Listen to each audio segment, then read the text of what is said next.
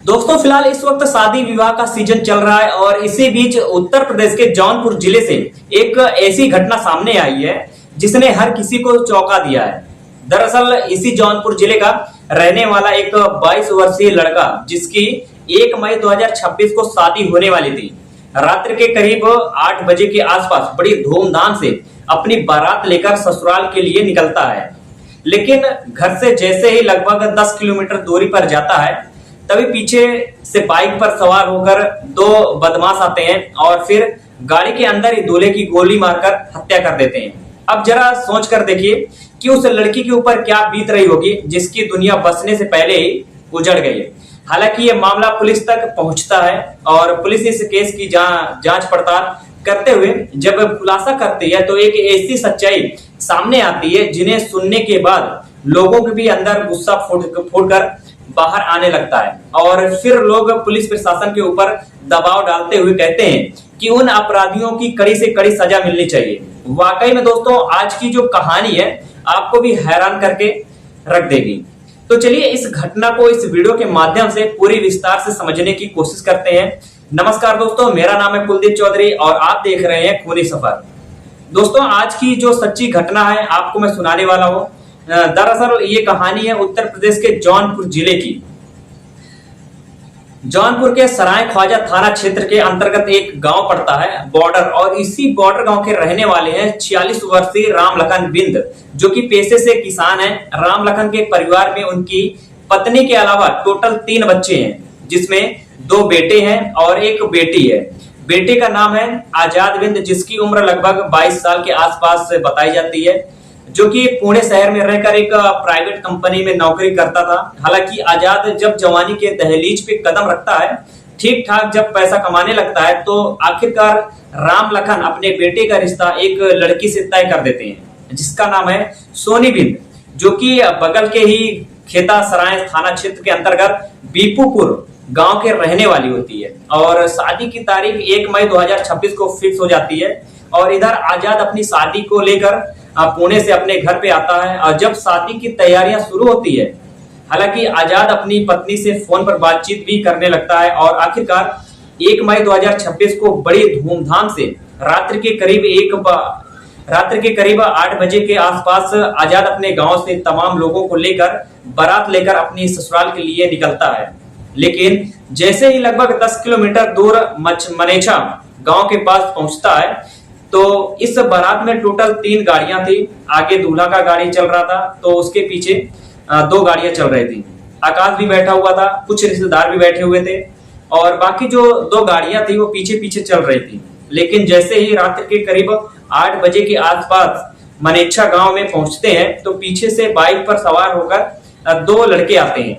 आकर के दूल्हे की गाड़ी को रोक लेते हैं और शीशे की तरफ इशारा करते हैं दरवाजा खोलने के लिए। और दरवाजा के साइड में बैठे हुए दूल्हा आजाद बिंद जैसे ही दरवाजा खोलता है तो उनमें से एक लड़का अपने पास से एक हथियार को निकालता है और एक परी आजाद के ऊपर लगभग 3 गोलियां चला देता है। और गोलियां चलाने के बाद दोनों ही लड़के बड़े आराम से मौके का फायदा उठाकर फरार हो जाते हैं। लेकिन गोलियां चलने की आवाज जब बगल में पीछे से आ रही गाड़ियों में बैठे तमाम बाराती सुनते हैं तो एकदम से डर जाते हैं। दरअसल दूल्हे की गाड़ी में जो ड्राइवर बैठा हुआ था नजारे को देखता है, गाड़ी छोड़कर वो भी भाग जाता है। पिछली सीट पे दूल्हे का भाई जो आकाश बैठा था वो भी अपनी जान बचाने के लिए सीट के नीचे घुस जाता है। काम इतनी काफी तेजी में हुई कि किसी को कुछ समझ में नहीं आया। लेकिन जब दोनों ही बदमाश वहां से भाग जाते हैं और गाड़ी के अंदर दूल्हा का भाई आकाश जब अपने भाई को देखता है तो देखकर जोर जोर से चीखने लगता है। तब तक पीछे की जो 2 गाड़ियां चल रही थी जिसमें आजाद के पिता राम लखन, उनके गांव के कुछ लोग बैठे हुए थे, वे लोग भी वहां पे पहुंचते हैं। हालांकि उस वक्त तक भी अभी आजाद की सांसें चल रही थी। आनन फानन में लेकर जब हॉस्पिटल के लिए रवाना होते हैं तो आजाद अपने रिश्तेदार या फिर घर परिवार वालों से कहता है कि शायद मैं बच नहीं पाऊंगा। हालांकि काफी तेजी से लेकर सरकारी हॉस्पिटल में जाते तो, लेकिन बदकिस्मती से रास्ते में ही दूल्हा आजाद की मौत हो जाती है। और जैसे ही मौत की पुष्टि हो जाती है इस बात की जानकारी पुलिस को दी जाती है। पुलिस को जब सूचना मिलती है तो हॉस्पिटल में जाती है, डेड बॉडी को अपने कब्जे में लेकर उसे पोस्टमार्टम के लिए भेज देती है जहां पे ये वारदात हुआ था। पुलिस आजाद के कुछ रिश्तेदार को लेकर के उधर घटना स्थल पर पहुंचती है। तमाम प्रतिक्रियाएं हो रही हैं, लेकिन आजाद जो अपनी दुल्हनिया के घर यानी कि बारात लेकर के जा रहा था, वहां पे उसकी जो दुल्हन है सोनी भी, दरअसल सोनी के घर पे तमाम रिश्तेदार आए हुए थे, बारातियों के इंतजार कर रहे थे। तरह तरह के खाना भी बन रहा था, किसी को कुछ मालूम नहीं था। तभी इसी बीच रात्रि के करीब 9:30 बजे के आसपास इस बात की जानकारी आजाद की होने वाली पत्नी सोनी बिंद को खबर दी जाती है कि किसी ने आजाद बिंद की गोली मारकर हत्या कर दी है। कि इधर घर पे तमाम रिश्तेदार पड़े हुए थे, सब लोग खुशी के माहौल में थे, समाये हुए थे, तरह तरह की तैयारियां हो रही थी। जब जैसे ही ये खबर मिलती है, तमाम खुशियां गम में तब्दील हो जाती हैं। किसी को समझ में नहीं आता है कि आखिरकार अचानक ये सब कैसे हो गया। सवाल ये है दोस्तों कि आखिरकार आजाद बिंद की हत्या किया किसने, और वो भी उस दिन जिस दिन आजाद अपनी बारात लेकर शादी करने के लिए जा रहा था। सवाल कई तरह के सामने खड़े थे, लेकिन पुलिस के पास किसी भी सवाल का जवाब नहीं था। इसीलिए पुलिस अब इस केस की जांच पड़ताल करने के लिए जब आजाद के छोटे भाई आकाश से पूछताछ करती है कि जिस गाड़ी में आजाद की हत्या की गई है, दरअसल उस गाड़ी में तुम भी बैठे थे, क्या तुम बता सकते हो कि आजाद की जो हत्या हुई किसने किया था। इस पे आकाश पुलिस वालों को जवाब देते हुए कहता है कि साहब, 2 लड़के बाइक पे सवार होकर आए थे, अपाची बाइक थी। दरअसल दोनों ने अपने चेहरे को ढका रखा, और जो उसने बाइक पे पीछे नंबर प्लेट था, नंबर प्लेट भी उन्होंने कपड़ों से ढक दिया था, जिससे नंबर भी पहचान में नहीं आए।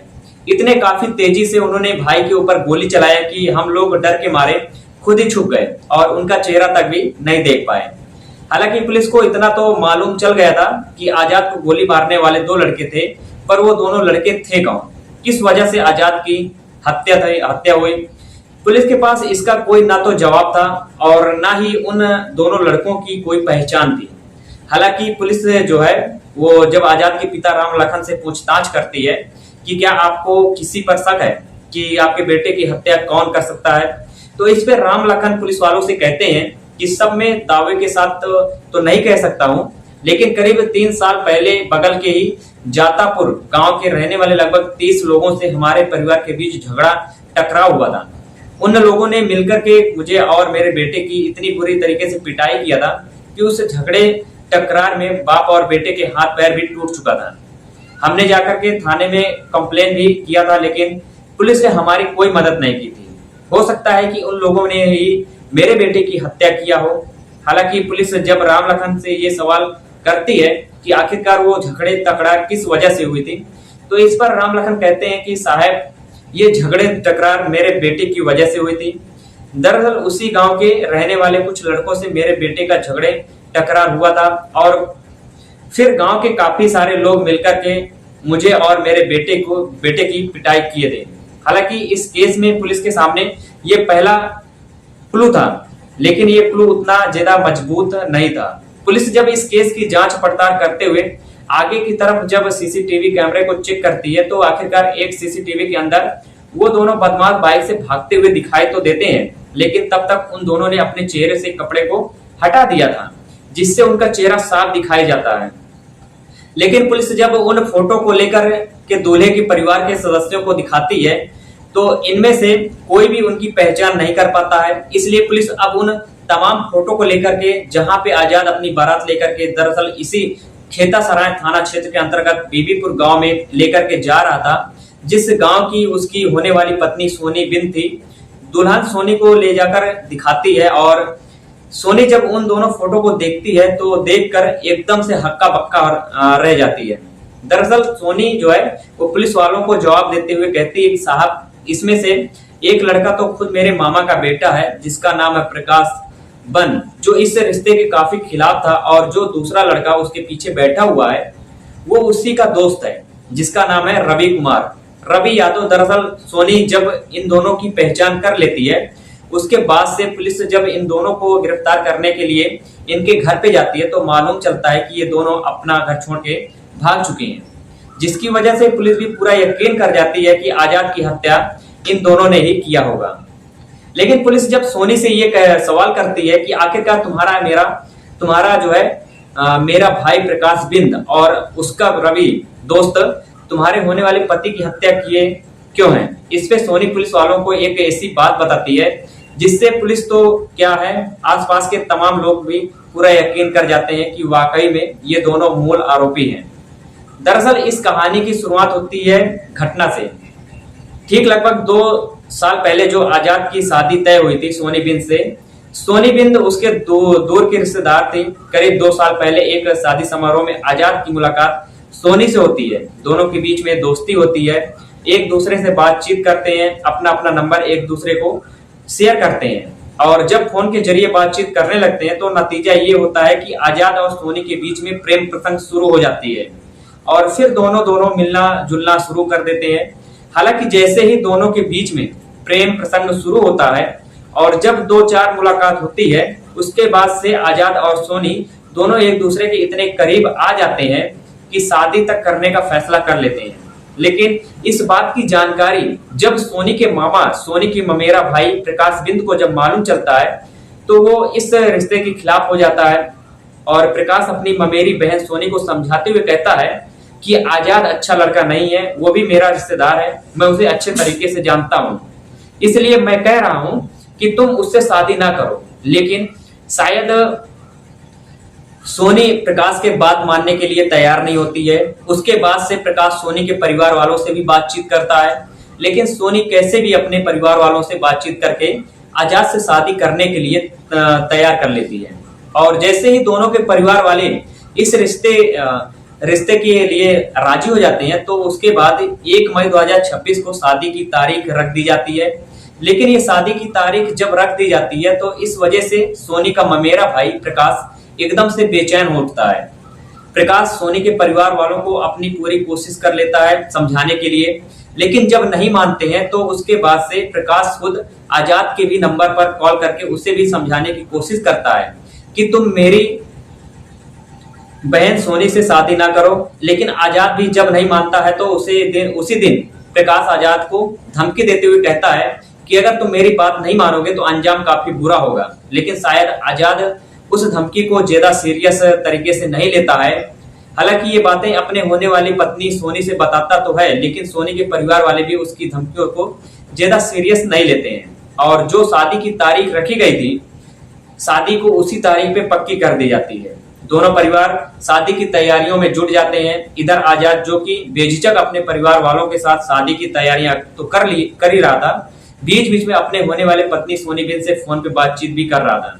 लेकिन जैसे जैसे शादी की तारीख नजदीक आने लगती है, इस शादी से सोनी की ममेरा भाई प्रकाश बिंद का ईगो इस प्रकार से हार्ड हो जाता है कि अब उसे लगता है कि हमारी काफी बेइज्जती हो रही है। प्रकाश को जब पूरा यकीन हो जाता है कि अब ये नहीं मानने वाले हैं, तो आखिरकार प्रकाश अब इस शादी को रोकने के लिए खुद आजाद को ही इस दुनिया से हटाने का फैसला करता है। लेकिन इससे बड़ी बात यह है कि आजाद को इस दुनिया से हटाने के लिए कोई दूसरा दिन नहीं बल्कि उसी दिन को प्लान तय किया गया था, जिस दिन खुद आजाद अपनी बारात लेकर अपने ससुराल में जाने वाला था। इस घटना को अंजाम देने से पहले प्रकाश अपने एक दोस्त रवि यादव से जब बातचीत करता है तो रवि भी उसका साथ देने के लिए तैयार हो जाता है। उसके बाद से दोनों प्लान बना लेते हैं। शादी से ठीक 2 दिन पहले ही प्रकाश अपने दोस्त रवि यादव को लेकर अपने ममेरी बहन सोनी के घर पे जाता है। शादी समारोह में भी शामिल होता है और पल भर उस समय का इंतजार करने लगता है कि आखिरकार अपने घटना को अंजाम देने के लिए। जब 1 मई 2026 को शाम के करीब 8 बजे के आसपास इधर आजाद अपने गांव से रीति रिवाज के तहत धूमधाम से बैंड बाजों के साथ बारात लेकर के जब सोनी के गांव खेता सराय थाना क्षेत्र के अंतर्गत बीबीपुर गांव के लिए रवाना होता है, तो इससे ही पहले कि बारात पहुंच पाती, इधर प्रकाश अपने दोस्त रवि यादव को अपाची बाइक पे बिठाकर वहां से लेकर के निकल जाता है। दोनों अपने चेहरे पे गमछा बांध लेते हैं। जो नंबर की प्लेट होती है उस पे भी कपड़ा ढक देते हैं ताकि उसकी पहचान ना हो सके। इधर आजाद जो अपनी बारात लेकर के निकलता है, आगे दूल्हे की ही गाड़ी चल रही थी। जैसे ही गांव से लगभग 10 किलोमीटर दूर मनेच्छा गांव के पास पहुंचती है, वहां पे दूल्हा का गाड़ी रोक दिया जाता है क्योंकि पीछे की जो 2 गाड़ियां आ रही थी काफी पीछे रह गई थी। इंतजार करने लगते हैं कि जैसे ही वो दोनों गाड़ियां करीब आ जाती हैं, इसके बाद से बारात को आगे ले जाया जाएगा। गाड़ियां खड़ी करके वहां पे इंतजार कर रहे थे। तभी पीछे से प्रकाश अपने दोस्त रवि यादव के साथ बाइक पे सवार होके आता है और आके जो दूल्हा आजाद गाड़ी के अगली सीट पे बैठा था उसी साइड में आकर के बाइक को रोकता है और शीशे की तरफ से इशारा करके दरवाजा खुलवाते हैं। और जैसे ही आजाद जो है दरवाजा खुलता है, उसके बाद से ही अपने आप से एक तमंचा निकालता है और फिर आजाद के ऊपर एक दो नहीं बल्कि 3 गोलियां चला देते हैं, जिसमें से 2 गोलियां आजाद की पेट में जाकर लगती हैं और एक गोली उसके सीधे भेजे में जाकर लग जाती है। और फिर ये दोनों अपराधी बड़े आराम से वहां से फरार हो जाते हैं। हालांकि सीसीटीवी में दिखाई दे जाते हैं, जिसकी वजह से इनकी पहचान हो जाती है। सोनी जब ये पूरी कहानी पुलिस को बताती है तो उसके बाद से पुलिस अब इन दोनों को ढूंढना जो है शुरू करती है। और जब इन दोनों का कुछ पता नहीं चलता तो पुलिस इन दोनों के ऊपर 25,000 का इनाम भी घोषित कर देती है। फिलहाल अभी दोनों ही आरोपी जो कि पुलिस के पकड़ से काफी दूर हैं, पुलिस इन्हें ढूंढ रही है। और देखने वाली बात यह है कि आखिरकार पुलिस इन दोनों अपराधियों को कब तक गिरफ्तार कर पाती है और गिरफ्तार करने के बाद आजाद की हत्या करने का जुर्म में इन दोनों अपराधियों को किस हद तक सजा दिलवा सकती है। हालांकि पुलिस जब प्रकाश के साथ साथ रवि की भी कुंडली को खंगालती है तो मालूम चलता है कि ये दोनों पहले से ही अपराधी प्रवृत्ति के दोनों लड़के थे। इनके ऊपर जौनपुर से लेकर के एक और जिला में कई सारे मुकदमा दर्ज हो चुके हैं। इसलिए पुलिस पूरी जोर शोर से इन दोनों को ढूंढ रही है कि इन्हें गिरफ्तार करना जरूरी है। अगर पुलिस इन्हें गिरफ्तार करके सजा नहीं दिलवाती तो इन दोनों अपराधियों के हौसले और ज्यादा बढ़ जाएंगे। फिलहाल इधर आजाद की डेड बॉडी की जब पोस्टमार्टम हो जाती है तो पुलिस परिवार वालों के हवाले कर देती है। जो आजाद दूल्हा बन करके अपनी दुल्हनिया से विदा करने के लिए ससुराल में जा रहा था, आजाद की डेड बॉडी शादी वाले दिन ही उसके घर पर पहुंच जाती है। हालांकि पुलिस जब इस केस का खुलासा करती है और जब ये खबर सोशल मीडिया से लेकर अखबारों के माध्यम से लोगों के सामने पहुंचती है तो लोग भी सुनकर के हैरान रह जाते हैं। लेकिन पुलिस जब इस केस का खुलासा करती है, दोनों अपराधी की जब पहचान हो जाती है तो आजाद के घर परिवार वालों के साथ साथ इधर सोनी के भी गांव के तमाम लोग पुलिस प्रशासन के ऊपर दबाव डालते हुए कहते हैं कि साहब उन दोनों अपराधियों को किसी भी कीमत में बख्शा नहीं जाना चाहिए। जब पुलिस प्रशासन के ऊपर दबाव होता है तो पुलिस अब इन्हें जल्द से जल्द गिरफ्तार करके इनके ऊपर 25,000 का इनाम घोषित कर चुकी है। दोस्तों, इस घटना को सुनाने का उद्देश्य मुझे किसी को परेशान नहीं करना होता है, ना ही किसी को तकलीफ पहुंचानी होती है। बस आपको बताना है आप जहां भी रहें सुरक्षित रहें और खास करके अपने परिवार का ख्याल जरूर रखें। बाकी इस पूरी घटना के बारे में आप क्या सोचते हैं, अगर आप अपनी राय हमें देना चाहते हैं तो कमेंट बॉक्स में जरूर दीजिए। कल फिर मिलते हैं एक और नई सच्ची घटना के साथ। तब तक के लिए जय हिंद।